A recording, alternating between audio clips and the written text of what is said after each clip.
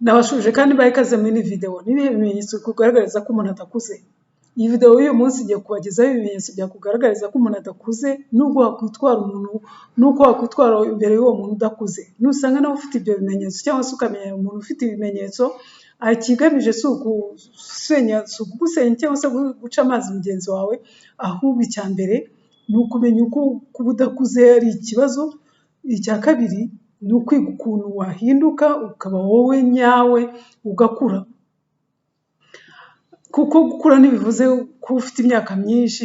Uzabona umuntu ufite imyaka irenga 50 witwara nk'umwana w'imyaka 12, uzabona kandi umwana w'imyaka 10 witwara nk'umuntu w'imyaka 30, umwana w'umuhungu rwose ufite imyaka 15 witwara nka shefu w'urugo.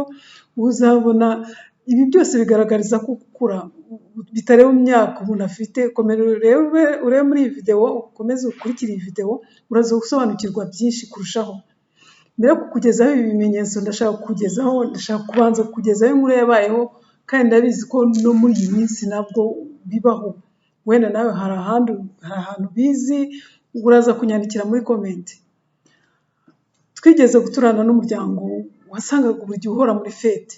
Umunsi umwe umwana wawe yagize anniversaire, bakodesheje umuririmbyi w'icyamamare wo muri Kenya. Bamutegeye indege, bamwishyurira byose, n'akazi kakozwe birumvikana, kuko babaga bashaka kwemeza gusa. Bashaka ko twemera tukabatinya, tukavuga ngo ni abakire. Urabyumva nyine, twaratangaye cyane, turibaza ngo ni abakire bafite kashe, kubona batumira uriya muntu w'umusitari ukomeye cyane muri Kenya. Bukeya hose bakabatangarira, twese tugatangara bavuga ngo bariya abantu bararenze. Ariko igitangaje ba bandi twese twemeye, twese twatangariye, badutunguye baza kutuguza amafaranga, bavuga ngo bazayaduha ukwezi gushize. Ni ukuvuga ngo ayo bari barabitse yose bayamariye muri ya anniversaire kugira ngo bemeze abantu gusa, kugira ngo twemere. Turaza kureba ingero nyinshi cyane muri iyi video zimeze nk'iyi ngiyi, kuko uko igihe cyagiye gishira naje kubona ko ukuntu uriya muryango utari ukuze. Ntacyo mushinja, ariko byibuze nabigiyemo isomo ngiye kubagezaho muri iyi video. Ikimenyetso cya mbere kikugaragariza ko umuntu adakuze rwose, ateye ubwoba adakuze, ni uko uyu muntu ahora ashaka kwemeza abantu gusa. Hari abantu usanga mu buzima ku bijyanye n'amafaranga bitagenda neza, ariko ikibabaje niba usanga baguze ibintu bihenze, telefoni zigezweho, imodoka marike zisohotse. Izi niwe ntizigezweho muri uyu mwaka, bakagura izindi. Ni abantu usanga bahora bashaka guharanira kugura ibintu runaka, bakambara ibintu bihenze birenze, kugira ngo abantu babemere gusa, kugira ngo bemeze. Umuntu ukuze mu mutwe ni umuntu uzi ko icyo yakora cyose abantu batazabura icyo bavuga. Akora ikintu bitewe n'icyo wabona akeneye, cyangwa se n'ikihutirwa mu buzima bwe, ndetse agakora ikintu abona ko ari ngombwa gusa, atategereje ko abantu bazamutangarira.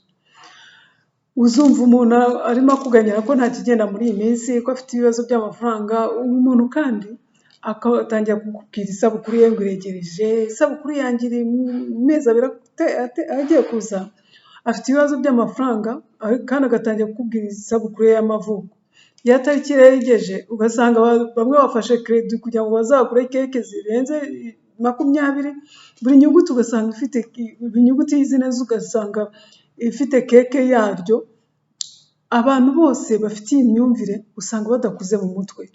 Umuntu udakuze ni umuntu utira telefone y'abandi ngo yemeze gusa, utira imodoka ngo ajye gusura uwo bakundana, ajye gusura uwo akunda, cyangwa se amusohokane.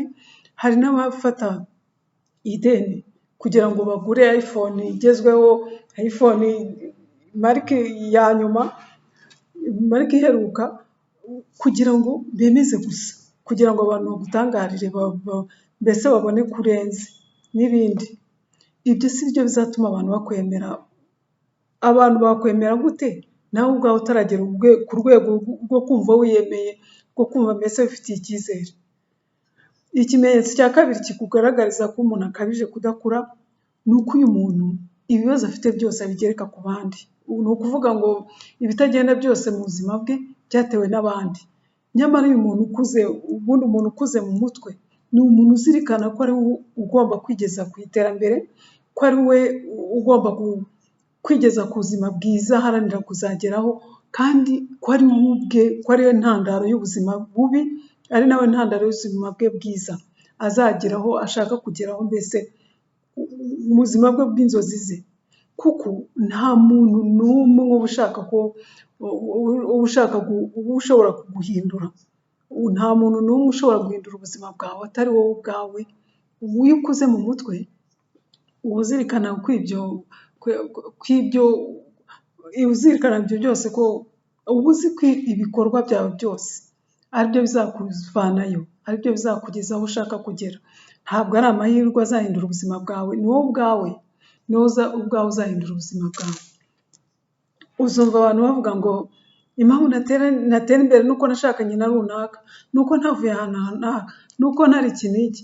Buri gihe ugasanga yicuza ikintu iki n'iki, cyangwa se ibintu n'ibi, yashinze abandi kugira uruhare mu bitagenda bye, kuba udatera imbere.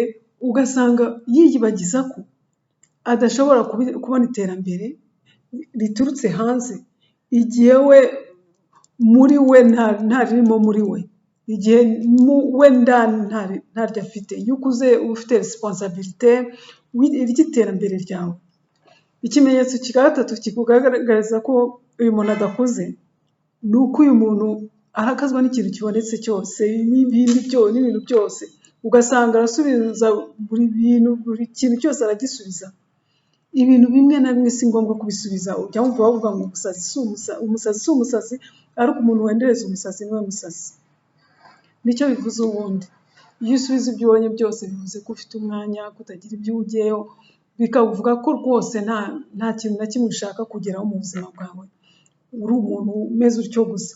Ndaguha urugero, nubwo waba utagiye mu byaha, utavuze abandi nabi, utagize ute, ntubura uzaza akuvuga nabi, aguteranya n'abandi, ntubura abanzi. Hazaza ukuvuga nabi, aguteranye n'abandi, ubona ibyo wakoze akabishyiraho komenti mbi, ariko nyamara wowe byagutwaye energy nyinshi kugira ngo ubigereho. Njye simbisubiza, ahubwo kuko ibikozwe byose si ngombwa kugisubiza, si ngombwa ko ibikozwe byose ubisubiza. Iyo wakuze mu mutwe ntuta umwanya wawe muri utwo ngutwo twose, kuko burya iyo ucecetse nabyo ni igisubizo. Iyo udashubije ni igisubizo, kandi gityaye cyane kurusha gusubiza. Umuntu wakuze mu mutwe aba areba kure, amazi afungurira umunwa we n'igihe agomba kuwufungira, kuko abantu bamwe na bamwe ntibaba bafite amahirwe yo kubona igisubizo cyawe. Kuko iyo utangiye kubigenza gutyo, iyo utangiye mbese kugira imyitwarire nk'iyo ngiyo, kubikurikiza gutya, uba ufite umwanya, ukumva ufite n'imbaraga, uba utabipfushije ubusa mu tuntu nk'utwo tw'amafuti gusa, mu bintu bidafite akamaro. Ikimenyetso cya kane kikugaragariza ko umuntu adakuze mu mutwe rwose, akabije kudakura mu mutwe, ni uko uyu muntu atubaha abandi ntaniyubahe ubwe. Bavuga ko gahunda nziza ari ukwiyubaha wowe ubwawe. Biroroshye rero kuri uwo muntu utiyubaha, kutubaha n'abandi. Uzasanga ari wa muntu udatinya kuvuga ibintu by'ibigambo bibi mu ruhame, nawe ubwawe ntatinye kubikubwira. Niba rero uri hamwe n'uwo muntu, igisubizo cyiza ni uguceceka. Uzamureba gutya gusa, umurebe, ntugire ikintu umusubiza, bizatuma akubitaho agatima, yumve nawe ubwe uburyo amenye uburyo ari umusazi. Niba rero ushaka ko abantu bakubaha, ugomba nawe kumenya kwiyubaha mbere ya byose, kuko nituyubaha n'abandi ntibashobora kukubaha. Niba umuntu adakuze mu mutwe, usanga buri gihe avuga ibigambo byinshi by'ibigambo bibi bitamishe, usanga yitesha agaciro mu ruhame, ntatinye nawe kugutesha agaciro. Uyu muntu rero niba akomeje kutakubaha, nyuma yo guceceka ni ukumuha agasopo, ukamubwira ko utifuza rwose ko azongera kukubwira ibyo bintu, cyangwa se ntekereza ko nawe niba koko ari umuntu ushobora gutekereza, niba umubwiye gutyo atazongera kubikubwira. Niba ari umuntu byibuze ushobora kugira isoni. Ikimenyetso cya gatanu kikugaragariza ko umuntu adakuze rwose, ni uko uyu muntu aba adatuje, kandi ahubuka buri gihe, ahubuka muri byose, muri buri kintu icyo ari cyo cyose. umuntu ukuze ni umuntu utuje, ni umuntu uri poze, uzi igihe agomba kuvugira utega amatwi abandi kurusha kuvuga. Nabahaye urugero rwa Nelson Mandela muri video zanjye, igihe yavugaga ukuntu se yari umuyobozi ukomeye cyane, igihe we yari akiri umwana, yavuze ko papa we yari umuntu wafataga ijambo nyuma y'abandi bose, agatega amatwi kandi abantu cyane igihe barimo kuvuga. Iyo ureka abandi bakabanza bakavuga ukabatega amatwi witonze, icya mbere wunguka ibintu bibiri. Icya mbere urabanza ukumva ibyo bavuze byose, icya kabiri igihe ugiye kuvuga uba wamaze kumva ibintu by'ingenzi byose abandi bavuze, ijambo ryawe rizaba risukuye rikubiyemo za detaye zose z'abandi bavuze mbere. Ariko iyo wavuze mbere y'abandi, uca abandi mu ijambo, ukababuza kuvuga, ntutege n'amatwi ibyo bavuze, ntumve na gake ibyo bavuze.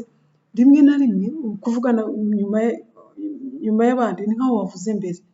Uzarebe no muri expose nko mu ishuri, iyo expose nyuma y'abandi uba wamaze kunoza, uba wamaze kubona neza ya makosa y'abandi bose bakoze, nawe ukirinda kuyisubiramo. Kuvuga nyuma y'abandi rero ni iby'agaciro cyane, si ukuvuga ko ubikora buri gihe kuko byaba ari nko kutigirira icyizere, ariko niba hari abantu ubona bashaka kuvuga mbere, bareke, ahubwo batege amatwi bitonze, kugira ngo kuvugira igihe nyacyo nibyo bizatuma abantu bakubaha, bakugirira icyizere. Nawe mfite inshuti yanjye nkunda cyane, njya nkunda kuyivuga muri video zanjye, ndumva narigeze kumubabwiraho muri video zanjye. Ni umuntu utega amatwi abantu, akabagutega amatwi yitonze, usanga yaguteze amatwi yitonze, akirinda kuguca mu ijambo, ntaguce intege, nubwo waba umara umunsi wose umubwira, akiguteza amatwi, akaza kuvuga nyuma yawe, kandi nyuma rwose umaze kuvuga. Buri wese aba ashaka kuganira nawe, kuko aba yahaye umwanya abantu bose kandi bakabatega amatwi, bamwita mu maketia. Ikimenyetso cya gatandatu kikugaragaza ko umuntu akuze rwose, adakuze rwose, ni uko uyu muntu atagira impuhwe. Ni ukuvuga ko uyu muntu atazi kwishyira mu mwanya w'abandi. Dale Carnegie mu gitabo cye Washaka inshuti gute, yavuze ko ikintu cy'ingenzi cyane, cy'ingenzi cyiza umuntu akwiye kugira mu mibanire ye n'abandi, ni ukumenya kwishyira mu mwanya wabo muri situation runaka barimo, muri communication ye nabo. Kuki wumva ngo abantu batandukanye, abashakanye mu minsi 3 batandukanye, mu mezi 2, mu mwaka batandukanye, bahanye divorce? Ni uko abo bantu muri communication yabo batagira ukwishyira, batazi kugira communication yabo neza. Buri muntu naba ashaka kwishyira mu mwanya wundi, communication yawe iba yapfuye mu by'ukuri. Niba iyo hari ikibazo, njye ndi coach mu mibanire, ubuzima, iterambere ndetse n'imibereho myiza. Hari abashakanye rero njye ngira inama, cyangwa se abafiance bashaka kurushinga, iyo n'inshuti zitacyumvikana, iyo uvuganye n'uyu nguyu, uyaba yumva ari we uri mukuru, wavugana n'uriya nawe akaba yumva ari we uri mukuru, buri wese aba yumva ari mukuri. Ariko iyo uzi umwe kumva igitekerezo cye, uzi kumva igitekerezo cy'undi, iyo umwe azi kumva igitekerezo cy'undi, ibyo bihita bikemuka aka kanya. Iyo umwe rero azi kumva igitekerezo cy'undi, bihita bimukemurira ibibazo hagati yabo ako kanya, bose bahita batangira kumvikana.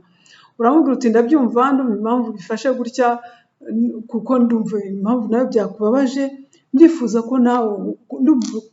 ko wumva n'iyi mpamvu. Ni uburyo bwiza bwo kuganira, kwinjiza neza mu kiganiro, gushyira rero mu gaciro, ukumva impamvu umuntu yafashe ibintu muri buriya buryo, mu buryo ubu n'ubu, bigufasha gutekereza kabiri ku kintu, noneho mukaganira neza mwitonze. Ikimenyetso cya 7 ngiye kubagezaho muri iyi video, ni uko uyu muntu atazi kwigira ku makosa ye. Albert Einstein yaravuze ngo ubusazi ni uguhora ukora ibintu bimwe ugategereza kuzabona ibisubizo bitandukanye. Umuntu ukuze, umuntu ujijutse, umuntu ureba kure, ni umuntu uzi kumenya amakosa ye, buri kosa rikamuberamo isomo ridasanzwe. Nelson Mandela yaravuze ati sinjya ndatsindwa cyangwa se nige. Bivuze ko umuntu ukuze mu mutwe atajya koza, ntibivuze ko umuntu ukuze mu mutwe atajya koza, birumvikana ni umuntu nk'abandi, buri wese arakosa, ariko mu buzima umuntu muzima iyo akosheje yigira kuri ayo makosa ugasanga yavanyemo amakosa menshi, yavanyemo amasomo menshi, aravuga ngo okay, nagerageje ibi ngibi ntibyakunda, nagerageje uburyo bwose ntibwakunda neza, ariko ntibivuze ko ibi ngibi ni ukuvuga ko bidakora, reka ngerageze ahubwo ubundi buryo.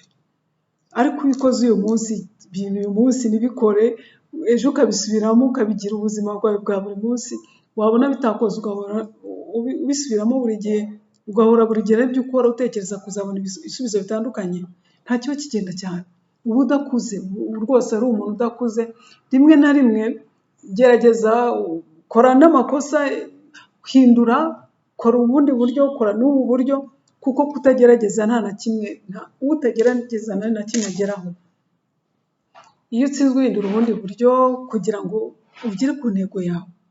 Thomas Edison wahimbye ampure electrique yatsinzwe inshuro 1999 aragerageza guhimba ampure, ariko buri gihe abantu bahoraga bamubwira ati ariko Edison uri mu biki, byakunaniye inshuro zirenga ibi bihumbi byose, ariko uracyagerageza gukora, ni irihe banga ryawe rituma utabivamo?